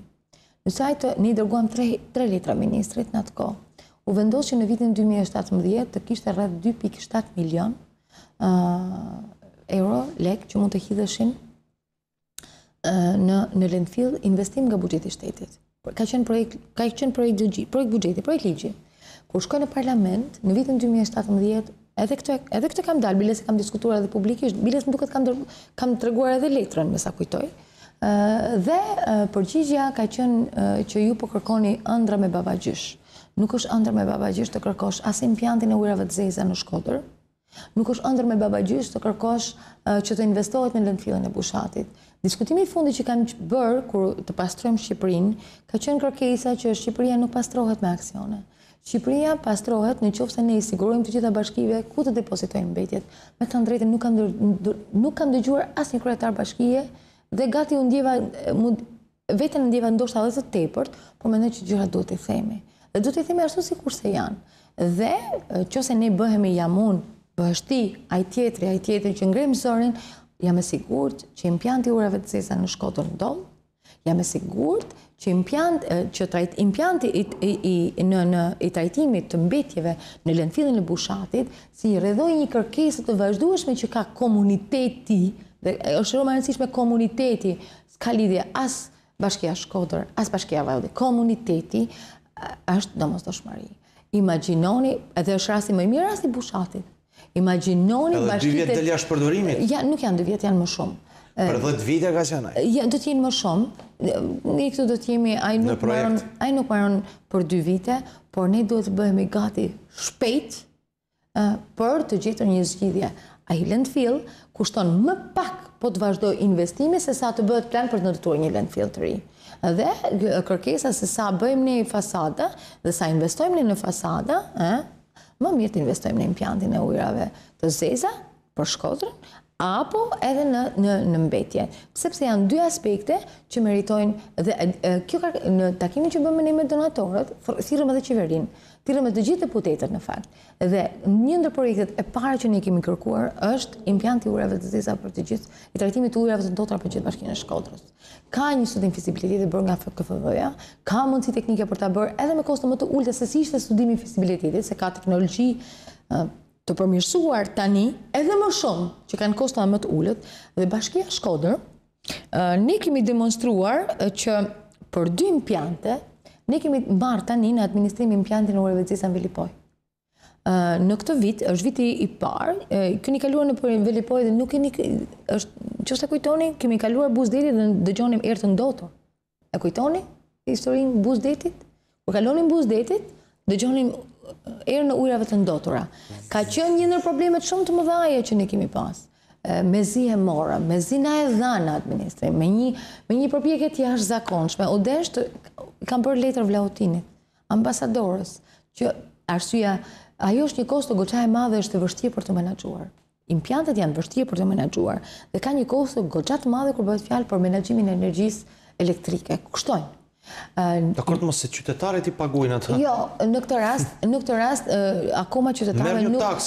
Merr një taksën velipojakëve që kanë shtëpijat, bizneseve tjera. Akoma qytetarëve. Se pjesën më të madhe dimrit është fikaj, se s'ka për këtë punojnë. Jo, ka punuar edhe shumë, ka punuar gjatë gjithë kohës. Edhe tani është në punë, edhe tani që flasim është në punë. Për ngarkesën që prodhon, sigurisht. Por ne një ndër kërkesat që kemi kërkuar është që e parta na vinë ta menaxhojmë në kohë dhe kemi bërë përpjekje që ta menaxhojmë shumë mirë. Nuk kemi pasur probleme të administrimit të menaxhimit dhe rasti e kemi bërë këtë me qëllimin e mirë për të treguar edhe qeverisë, por edhe donatorëve, sikurse është Bashkimi Evropian apo Banka Evropiane për Zhvillim, të cilët i kemi çuar deri në vend për të verifikuar që Bashkia e Shkodër arrin të menaxhojë 2 implante. Dhe në rastin kur bëhet fjalë për investime, që zakonisht janë investime ndërkombëtare, nuk i ka bërë qeveria në asnjë rast. O janë bërë me kredi, o janë bërë me grante, përgjithsisht me kredi që kanë ardhur nga Bashkimi Evropian apo nga donatorët. Projekti KFV-s ishte falas në Shkodër. Unë po flas për implantet në këtë rast. Implanti ishte donacion, mos gaboj. Jo, nuk është Bashkimi Evropian. Bashkimi Evropian me Bankën Gjermane për Zhvillim. Po është bankë, është kredi që jepet qeverisë me interesa të ulta, kuptohet. Dhe ideja është e tillë që ne kemi treguar që jemi të gatshëm, sepse çdo investitor kur investon kërkon që të verifikojë nëse kjo do të menaxhohet nesër.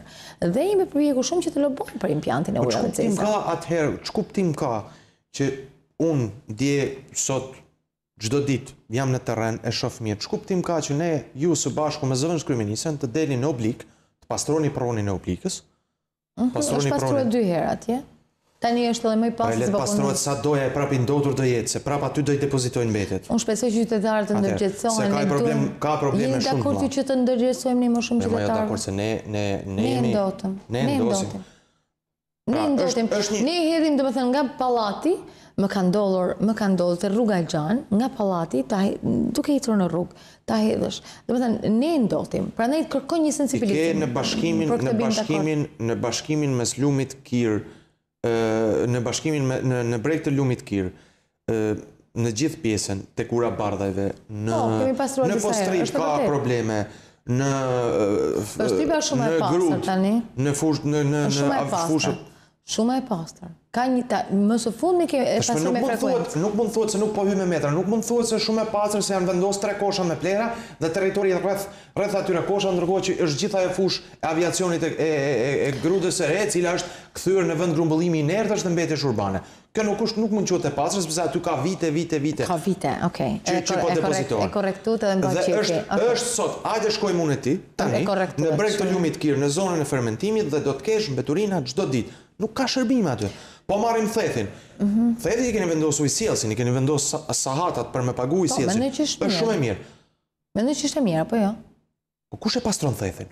A ka sistem kanalizimesh thethi? Nuk ka gropa. Dhe gjithaj ujë që filtron derdhet në lumin e thethit. Atëherë, është minë me sahat. Nuk do e ndjejmë sot, po do e ndjejmë mot. Ne kemi përgatitur tani një projekt. Se për me marr lek, ju shteti jeni shumë të mirë. Jo, ne marrim lekët vetëm për ujin e pishëm. Po si ujin e pishëm theth, ai uji është i fatjanëve. Është i banorëve thethit, je po ta pinë pronse. Ata janë pronarë tokës.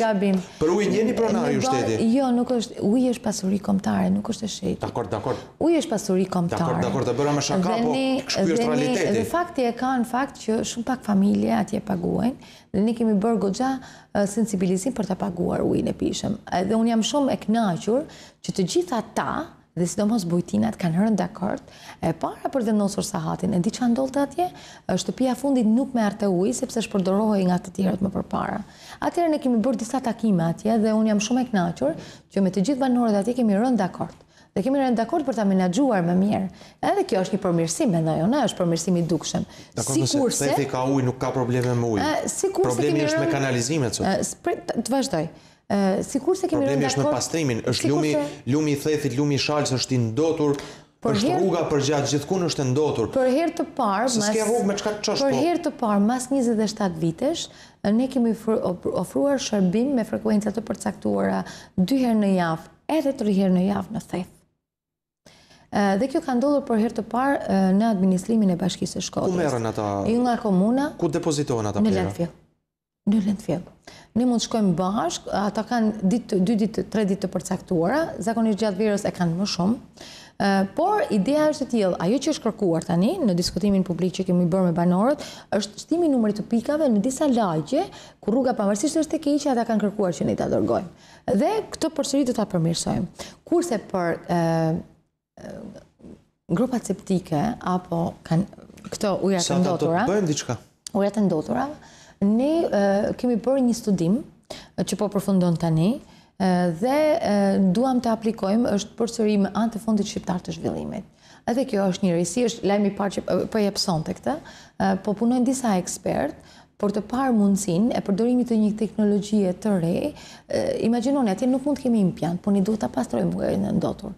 Atëherë sot ne po parashikojmë në bazë të studimit të fundit që kemi realizuar që të mund të investojmë më pak para me teknologjinë e fundit për pastrimin e ujrave të ndotura me njësi, pra në njësi si mas lagjeve, për numër të reduktuar banorësh në raste ku nuk mund të ketë një rrjet të kanalizimeve deri në Shkodër.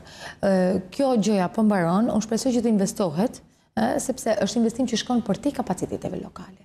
Por detyra jonë është që të themi që kjo kushton kaq dhe ne kemi bërë projektin. Dhe këtë Bashkia e Shkodër po e realizon.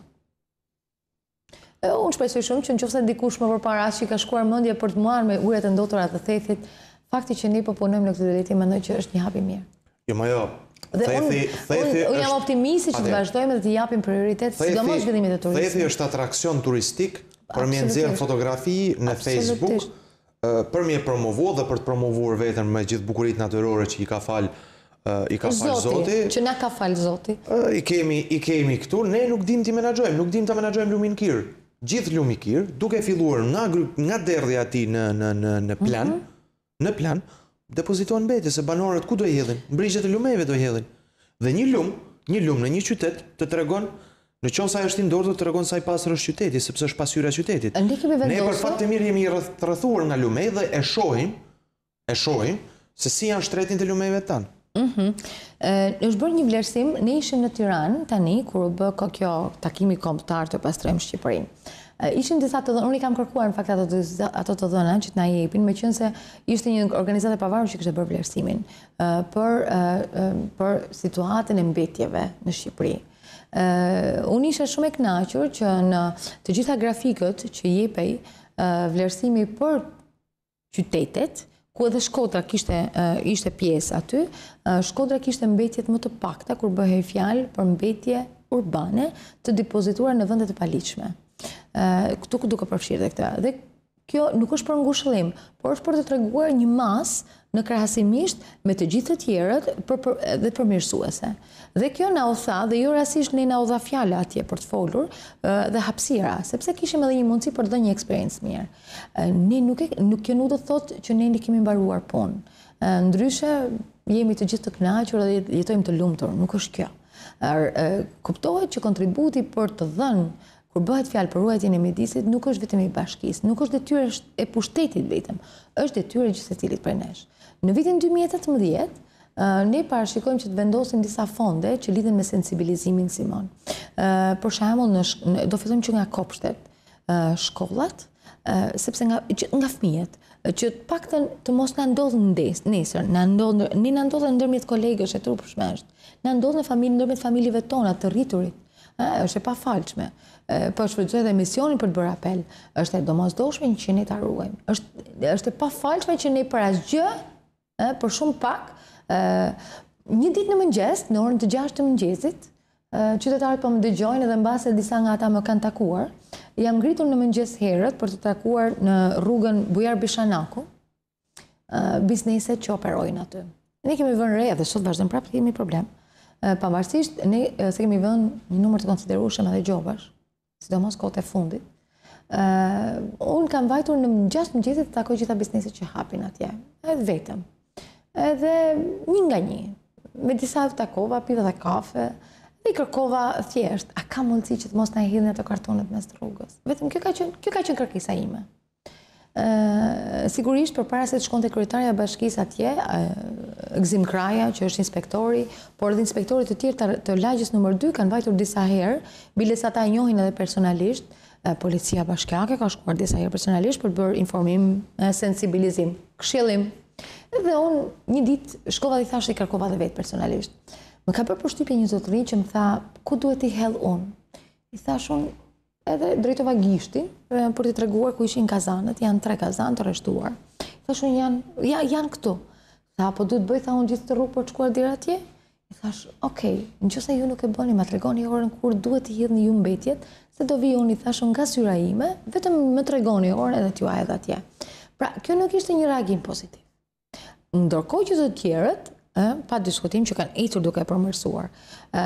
Po e them këtë që vetëdia për të dashur vendin, edhe me 28 nëntor, është edhe tek ajo çfarë ne bëjmë çdo ditë. Prandaj është shumë e domosdoshme që ne po e ofrojmë shërbimin, ne duam bashkëpunimin e të gjithëve, për të bërë shumë pak, e disa pak, shumë pak, për ta hedhur në qese, edhe për ta hedhur në koshin e plerave. Kjo është ajo. Kurse si për ta hedhur nga makina, kurse si nga dyqani, kurse si për të lënë plerat e hapura e me radhë. Dhe ekziston mundësia për ta përmirësuar. Do t'ju jap 3 shembuj të mirë në Shkodër. Më shembuj të mirë ka sa të duash. Shkoni në Bërdic. Ajo që më ka bërë mu përshtypje. Shembuj të mirë ka sa të duash. Nuk po marr rastin e Dajqit, se mas e Dajqit ka pas një eksperiencë të mirë të menaxhimit. Në Bërdic, situata e menaxhimit të mbetjeve ka qenë goxha problematike. Bile nëse kujtoni, aty kemi vendosur ne kazanët pikat e para të grumbullimit në fillim fare. Sot të shkosh në Bërdic, ke qef, të shkosh në Bërdic. Po këtë nuk e bën vetëm firma që është e kontraktuar, administratori apo punonësi. Po banorët e duan më shumë se sa firma vendin e tyre, ne këtë e di. E bëjnë edhe banorët e atij vendi. Po marr rastin e Bërdicës, sepse mua më ka bërë shumë përshtypje ndryshimi shumë i madh. Pra ne kemi bërë një hap, po ata kanë bërë një hap edhe më të madh. Dhe të tilla ne kërkojmë edhe më shumë. Apo dhe në thellë gjatë sezonit të verës, kena pas një kontribut të banorëve për të mbledhur mbetjet atje. Kuptohet, pra ne kemi bërë një hap, ata kanë bërë një hap tjetër. Dhe kështu ndihmojmë njëri tjetrin, po ndihmojmë atë edhe qytetin tonë, kjo është e domosdoshme. Ka Besoj që pozitiviteti për me trajtu çështjen kur bëhet fjalë për sensibilizim njerëzit angazhohen. Bypassi është një nga temat. Për cilin bypass e keni fjalën? Bypassi tek ura Bunës që fillon. Se nuk do të quhet më bypass. Prandaj pyeta për kë keni fjalën. Ajo është një rrugë kalimi, se bypass është fjalë e madhe po nesër. Është deviju projekti që në fillim ka shumë probleme. Problemi më i madh është aty sepse ai i nxën frymën. Në qoftë se ekspertët e mjedisit kanë folë vazhdimisht që qyteti të Shkodrës me ndërtimin e disa pallateve në hyrje të liçenit i ndalohet ajo puhiza liçenit, fresku i liçenit që të hyj, sot me bypass i bllokohet plotësisht. Largohen, nëse ka pas një efekt të mirë moratoriumi kundër gjyhetisë, ka pas sepse bregu i liçenit të Shkodrës, ku shumica e shpendëve u largonin për shkak të gjyhetisë, sidomos gjatë dimrit, tashmë është populluar. Ka filluar të popullohet, nuk është populluar akoma. Është shumë mirë, është shumë mirë krahasuar siç ka qenë. Dhe sot ky ndërtim i bypassit, i cili për mua është kthyer në një landfill mbedurinash. Ju e dini shumë mirë, pavarësisht se po punohet, pavarësisht se 2-3 herë keni ndërhyr, pavarësisht se ne mediat kemi denoncuar, para 2 javësh, nuk ka më shumë se 2 javë, unë kam shkuar dhe kam parë në landfill se si digjeshin mbeturinat. Kam bërë kronikën, nuk e di e keni parë ju, po këtu të paktën në landfill apo në bypass? Në bypass. Është kthyer në landfill. Landfill mbeturinash. Aty vinë, mbledhin mbeturina, marrin ata gomat, djegin gomat për të nxjerrë hekurin për skrap, banorët të cilët jetojnë aty në ato kaçorrat e tyre, plus janë edhe persona të tjerë të cilët depozitojnë inerte, depozitojnë mbeturina njëri tjetër. Çka do bëhet me këtë bypass? Sepse ka një fjalë, kryeministri më duket se ka thënë që do bllokoj punimet aty vazhdojnë. Do t'ju shpjegoj, e shumë faleminderit për pyetjen. Që në momentin e parë, vjet në muajin dhjetor, autoriteti rrugor shqiptar hapi një tender ku lançonte projektimin e lidhjes së bypassit perëndimor, pra këtij, me rrugën kombëtare, rrugën nacionale. Ne në atë kohë po diskutonin për planin e përgjithshëm mendor.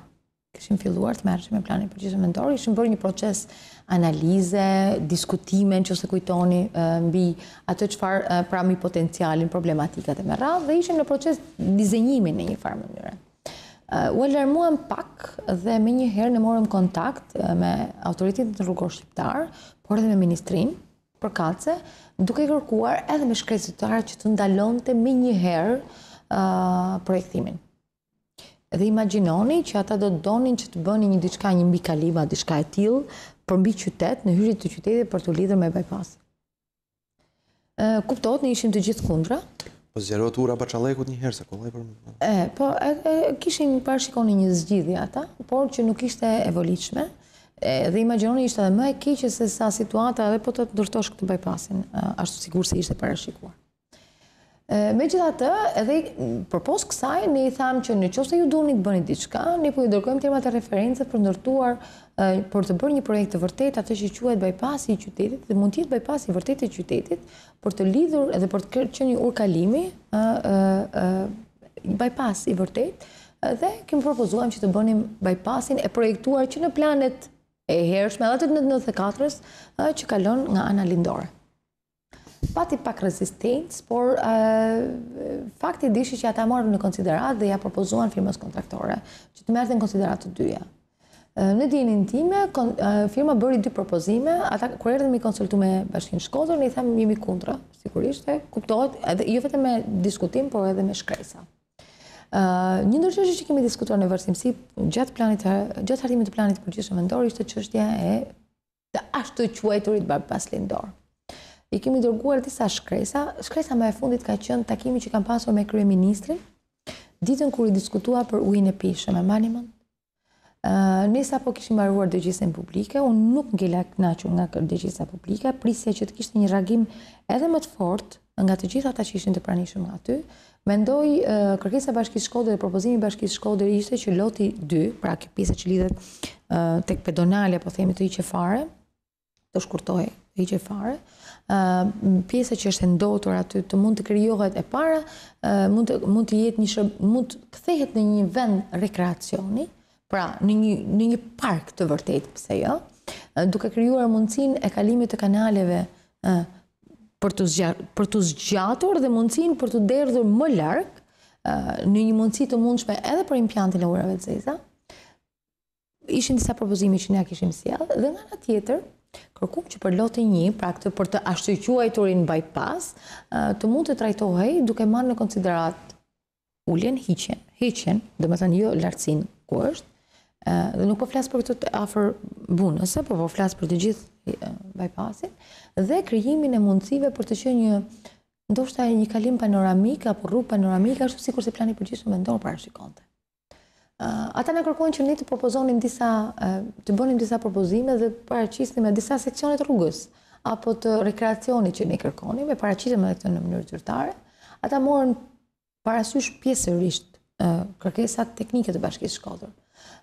Problemi më i madh dhe përplasa më e madhe ka qenë për lotin numër 2, ku në një moment, para se ne të bënim dëgjesën publike, që ja kërkuam që të vinte autoriteti dhe ta shpjegonte qytetarëve të Shkodrës, unë i kam thënë që vjen keq, unë nuk e mbaj me shpatullat të përgjithësi, ju nuk ka mundësi që ta bëni kështu dhe unë prandaj kërkoj që ju t'ia tregoni popullit të Shkodrës atë që doni të bëni. Ne zyrtarisht e kemi shprehur mendimin tonë, në planin përgjithësim vendor ne kemi vendosur tashmë, sepse e kemi miratuar, prandaj unë dua ballafaqim. Ata erdhën në Shkodër, u bë ajo dëgjesa që është bërë publike dhe fakti deshi që konkluzioni nuk ishte i dëshiruari, ajo që prisja unë. E shqetësuar të ditë kam thënë autoritetit, por edhe të gjithë atyre që kanë qenë të pranishëm, edhe shkodran që punojnë tek autoriteti që unë do t'i shkruaj një letër kryeministrit dhe do kërkoja takim të menjëhershëm. Pasi kam marruar takimi, unë kam bërë një telefonat dhe kam komunikuar direkt me kabinetin e kryeministrit, duke kërkuar me njëherë një takim të domosdoshëm për të çështje. Pasi mendoja që kurse nuk duhet lihej në vullnetin e disa të tjerëve të cilët ndoshta edhe nuk e njohin aq mirë situatën në Shkodër. Meqense kishim takimin të hënën, në letrën që i kam dhënë në dorë kryeministrit dhe në takimin që kam pasur me kryeministrin, i kam kërkuar në mënyrë imperative e para ndalimin e punimeve, që u ndaluan. I kam kërkuar në mënyrë imperative rishikimin e rikualifikimit të gjithë zonës. Duke parashikuar atë që mund të jetë nesër edhe një port për, sikurse kemi parashikuar në planin përgjithshëm vendor, për liçenin dhe për lundrimin e mundshëm nesër për ato mjete që munden në punë. Kuptohet, po flasim për një projekt strategjik, nuk flasim për një projekt as një vjeçar as disa mujor. Atëherë në këtë kontekst, kryeministri e thirrri zotin Damian Gjiknori, ai premtoi që do të merrte në konsideratë sugjerimet e Bashkisë Shkodër dhe në fakt tha që do të ndaloj punimet. Dhe fakti ai tregoi që më pas vendimi ishte i tillë. Ne jemi akoma në proces. Që do të thotë akoma ne kemi përgatitur për ministrin përsëri referencat tona. Tani do të shkojmë edhe me një projekt propozim teknik të saktë. Ka një studim ky bypass se cili është ndikimi në mjedis? Ka pasur një projekt. Qose mani mend vlerësimin në mjedis që një nga profesorët e Universitetit Polis bëri kur diskutuan planin përgjithshëm vendor, ai tha një gjë shumë të rëndësishme. Është rritur që mund të jetë edhe për shkak edhe të investimit që është realizuar, sidomos për pjesën që lidhet e liçeni, kjo është pjesa më problematike. Fakti që është rritur aq shumë mund të ndikojë shumë edhe në rritjen e temperaturës për qytetin. Kjo mund të jetë një ndër aspektet. Nga ana tjetër, rishikimi i mundësisë së përdorimit të këtij aksi, jo për bypass, por si një mundësi e para për të ulur nivelin. E dyta për të krijuar një Si mund bëhet një bypass që gjoja ky bypass do bëj mbrojtjen e Shkodrës nga liçeni, nga mbrojtja nga përmbytja, se kjo ishte ideja, kur Shkodra është në ujë dhe nuk ka një studim që nga viti 86 për ujërat nën tokësor të Shkodrës, të cilët edhe kanë lëviz. Pra nuk ke një studim, ti nuk e din se çka ke nën tokë në Shkodrë. Atë po them dhe unë, Simon, unë po them që Shkodra është mi ujë. Ajo ti përmbytesh. Ne e dim shumë mirë, mes Shkodrës gjatë përmbytjeve. Ti do të krijosh mundësinë që të lirohet Shkodra sa më shpejt në rastin kur ka. Është mbledh një grumbull zhavori aty, i cili do bllokoj liçenin e Shkodrës, do kthejnë Knet, se Knet u kthy se e pa me si vjet se çka është. Ky ka qenë shqetësimi. Dhe pavarësisht se ajo është ndërtuar, ka nisur si një projekt mbrojtje, ndoshta në një kohë shumë të vështirë, në një kohë ku mendohej teknikët në atë kohë, mbasi kanë menduar ashtu, ajo që më ka bërë përshtypje edhe me deputet e kam diskutuar shpesh, edhe me inxhinier deputet e kam diskutuar shpesh, i kam thënë si ka mundësi që ju keni rënë dakord me atë zgjidhje teknike në atë kohë dhe asnjëri s'ka folur. Ideja është e tillë që ajo mund të rekuperohet, nuk mund të funksionojë kurrësi si një bypass për qytetin e Shkodrës.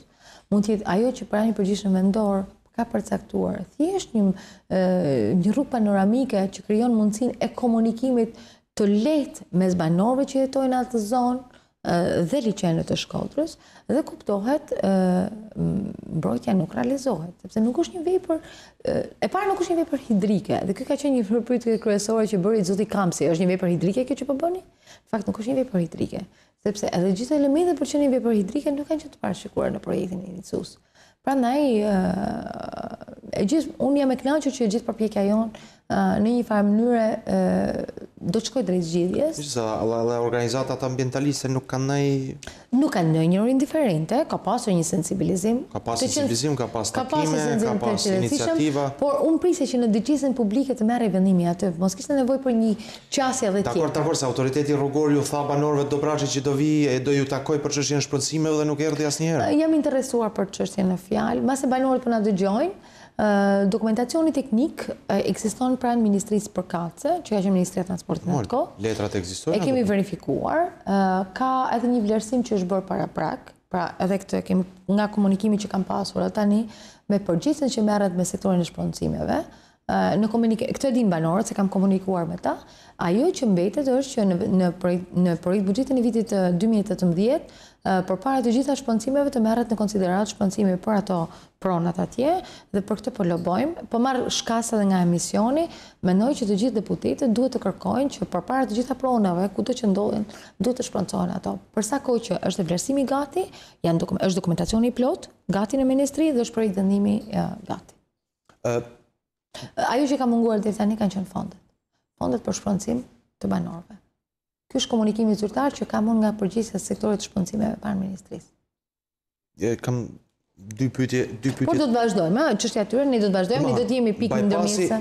Bypassi do ndërtohet ashtu siç është projektuar, do kaloj rruga. Jo, nuk është ashtu siç do të jetë projektuar. Do kaloj rruga aty ku është Bigjisteni që quhet sot? Jo, kurse si. Lutem. Do bëhet lidhje nga Aerodrini e Jo, lutem, jo, kurse si nuk do të, se është e frikshme kjo që thoni.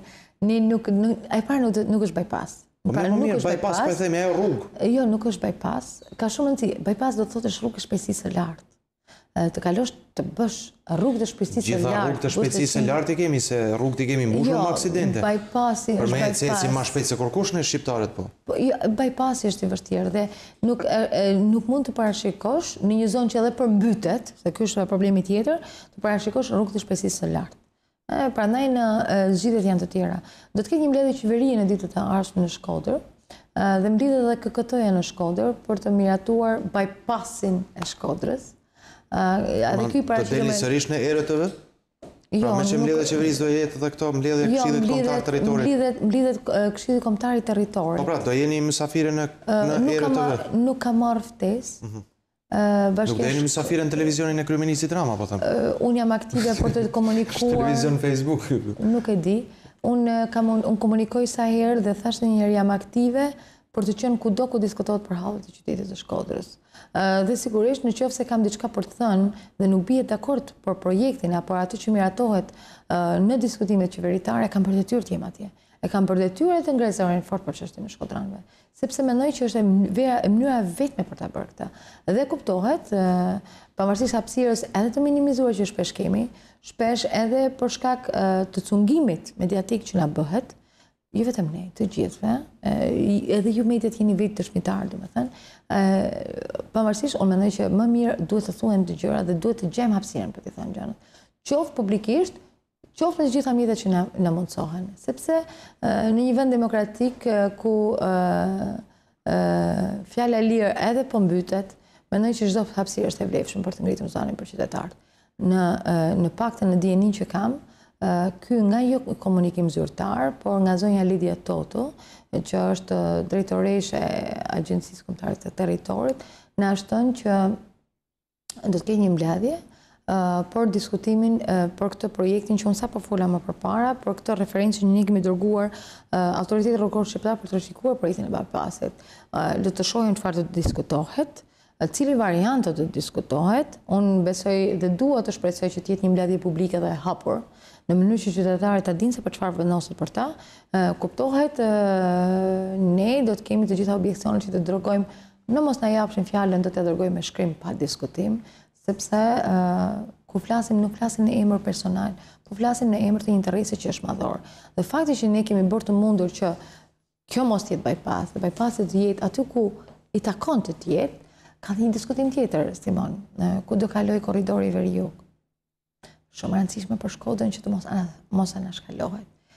Ne kemi lobuar shumë dhe fakti që do të ketë kjo rrugë shpejtësisë së lartë, do të kalojë nga Shkodra, potencialisht i jep mundësinë Shkodrës që të jetë pjesë e këtij korridori.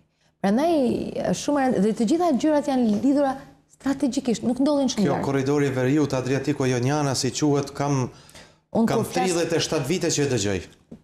Paktën 37, po paktën 20 po. Unë nuk duhet të flas për sot, duhet të flas edhe për birin tim, se mendoj që shumë vendime që merren sot do të impaktojnë edhe vendimet nesër. Prandaj është shumë e domosdoshme dhe edhe fakti që donin të vazhdonin bypassin nga ana e perëndimore, dhe të mos miratohej ajo pjesa lindore, për mua ishte problematik shumë e madhe. Prandaj ne jemi përpjekur shumë dhe mendoj që shpresoj që projekti që do miratohet mund të financohet. Kur bëhet fjalë për ajo gjithë që kemi dhënë është që kur kalon nga ana, e ka thënë edhe zoti Besnikalia në një dëgjes publike, propozimi jonë është që në momentin që ne ndërtojmë një bypass, ajo mund të ndërtohet edhe për gjatë, mund të shërbejë edhe për gjatë bregut të lumit Kir, duke shërbyer edhe si një mbrojtje edhe e lumit, për shkak të gryerëve që ka, pra domethënë janë zgjidhje teknike që ofrohen jo vetëm për shkak të rrugës, por edhe për shkak edhe shërbejnë edhe në rastin e mbrojtjeve të tokave dhe të territoreve të Bashkisë së Shkodrës, për shkak të përmbytjeve apo të rrjedhjeve të rrëmbyshme të lumit Kir. Janë gjithë të mira teknike dhe mendoj që duhet merren në konsiderat. Një pyetje, duke qenë se tashmë 2 vite gjysmë kanë kaluar në krye të bashkisë, ju kanë mbetur themi kështu përveç këtij buxhetit i cili pritet. Edhe buxheti vitit tjetër. Edhe buxheti vitit tjetër i cilit 2 vite buxhetore. 2 vite buxhetore. Ka një themi kështu një qarkullim qoftë edhe nëpër media, apo qoftë edhe nëpër takime të ndryshme të tryezave të ndryshme, sepse kështu funksionojnë gjërat. Që ju synoni, keni ambicet, synoni që të bëheni kryetare e Partisë Demokratike të Shkodrës. Është e vërtetë kjo? Shumë faleminderit për pyetjen, nuk e di ku e dëgjova. Statuti i Partisë Demokratike, do t'ju lexoj statutin. Statuti i Partisë Demokratike. Statutin e keni miratu vetë, e keni shkel me 2 kam, mos t'i hym statutit se është diskutim i gjatë. Është ambicia juaj po apo jo? Jo, nuk është ambicia ime.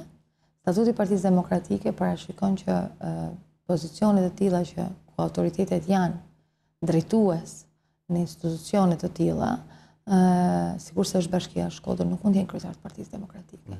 Unë nuk synoj të jem kryetar e Partisë Demokratike. Përgjegjësia që kam në Bashkinë së Shkodrës është më shumë se një përgjegjësi partijake. Është përgjegjësi qytetare, është përgjegjësi që më ka dhënë gjithë qyteti i Shkodrës, është për te Partisë Demokratike. Sigurisht unë jam anëtare e Partisë Demokratike, aderoj te Partia Demokratike, jam rritur te Partia Demokratike. Kam kontribuar te Partia Demokratike, aspiroj të përpiqem që parime të liberalizmit të djathtë të mund të jenë pjesë qoftë e programit partijak dhe politik të Partisë Demokratike. Shpesh unë nuk bie dakord, edhe shpesh nuk kam rënë dakord për qëndrimet të Partisë Demokratike gjatë viteve për shkak të politikbërjes dhe politikave që kanë njek.